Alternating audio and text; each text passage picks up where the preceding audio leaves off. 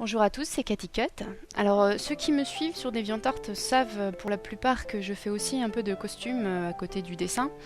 Alors pas à un niveau super poussé, je tiens à dire aux costumiers historiques qui ont un niveau très élevé, donc des termes techniques, des façons de faire de l'époque qui peuvent passer leur chemin. Malheureusement, moi avec mon petit niveau, je vais juste essayer de montrer aux gens comment je fais.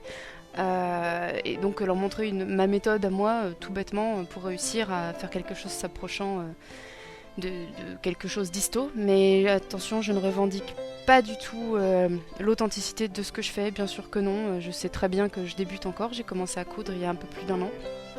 Enfin, vraiment coudre. Avant, j'avais fait des petites bêtises à droite à gauche sur la vieille machine de ma grand-mère, mais bon, rien de super poussé. Donc pour ce tuto, je vais faire une robe à l'anglaise, toute simple, pas retroussée. Donc une robe à l'anglaise, c'est ça, ou ça, ou encore ça.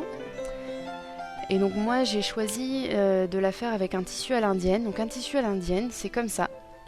J'avais déjà utilisé ce tissu pour faire un petit caraco il y a longtemps, donc ça fait partie de mes petits cafouillages du début. J'étais fière à l'époque, je l'aime toujours, mais bon, il n'était pas franchement à ma taille, j'étais pas à l'aise sous les bras.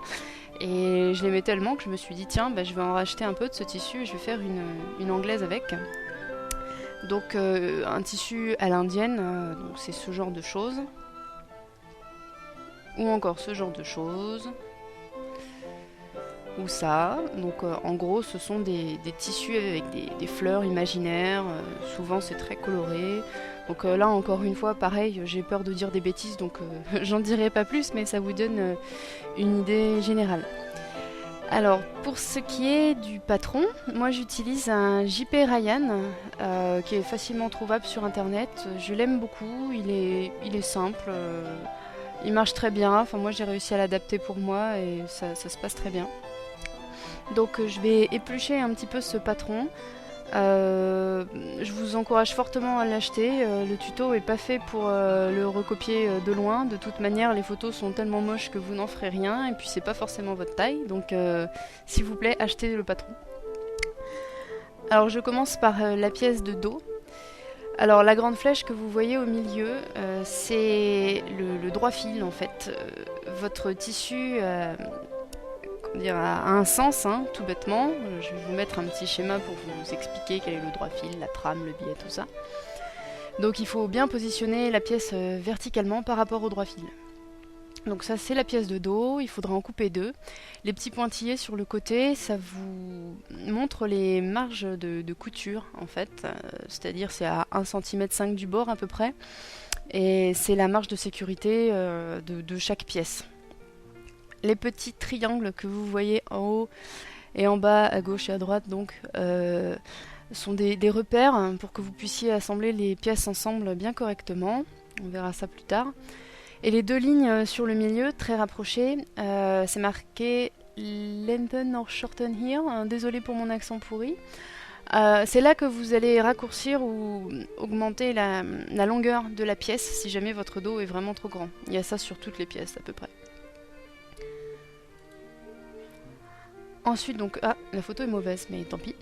Ça, c'est la bretelle, je dirais, donc la pièce qui va aller sur l'épaule. Donc, vous notez, il y a toujours à peu près les mêmes instructions, hein, donc le droit fil, le petit triangle, les marges de couture. La pièce du devant, donc toujours avec les mêmes informations. Donc les petits triangles, les marges de couture, le droit fil. Et aussi cette zone de 2 petits traits, vous pouvez agrandir la pièce en hauteur. Vous voyez aussi que j'ai tracé quelque chose au crayon. C'est tout simplement un repère pour moi quand je veux faire une robe front zone. Ensuite, la manche. Alors là, en fait, dans le JP Ryan, il y a plusieurs styles de manches. Donc là, c'est la manche la plus longue. Elle n'était pas assez longue pour moi, donc vous voyez, j'ai rajouté une bande de papier au milieu, là où il y avait les deux traits, justement, parce que moi j'ai des bras plus longs que sur le patron. Hop. D'ailleurs, je crois qu'il manque un bout. Donc ça c'est la traîne, donc il faut imaginer en fait que la pièce descend beaucoup plus bas. Sur le patron il donne que le haut pour qu'on connaisse un peu la forme. Moi personnellement je me sers pas de cette pièce, on verra plus tard comment je fais, moi j'ai une méthode bien bourrine. Encore une fois je m'en excuse auprès des grands qui savent bien coudre et tout ça tout ça. Voilà donc pour la première partie qui parlait du patron.